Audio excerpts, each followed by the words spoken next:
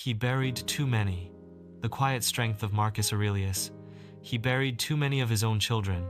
He watched helplessly as plagues ravaged his cities, as floods swallowed the land, and as wars drained the strength of his people. Those closest to him betrayed him.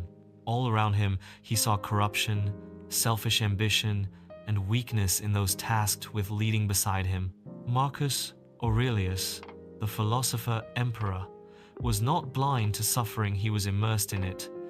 He was tired, frustrated, and often weighed down by grief. And though critics sometimes call his words cold or somber, they forget this simple truth. Marcus was a man in pain, writing to steady himself, not to lecture others. In his time, suicide was neither rare nor shameful. Some Stoics even argued it could be a noble exit when life became too heavy.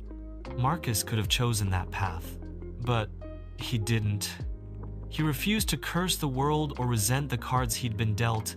Instead, he turned inward to the quiet strength at the heart of his philosophy.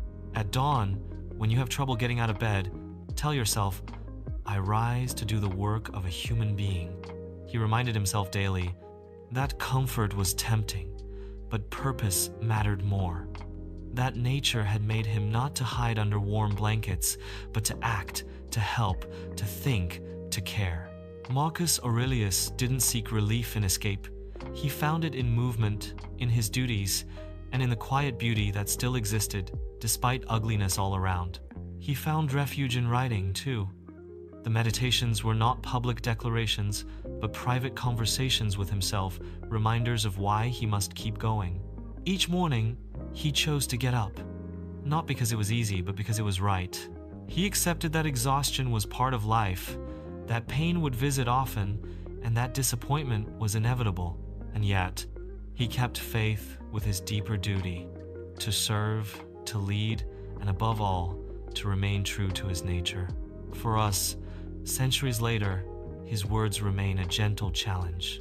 No matter the betrayal, the grief, or the weight of our own hearts, there is within us a quiet space untouched by the chaos outside.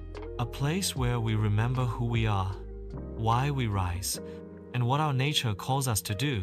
Inside your soul, Marcus would remind us, there is peace you can retreat to anytime you like. It's human to be tired. It's natural to feel defeated. What matters most is to keep going, to keep showing up, to keep doing the quiet, humble work of being human. And above all, stick around, because in spite of suffering, there remains hope, and even in darkness, the possibility of purpose, relief, and quiet joy. I hope you like this video. I hope you subscribe.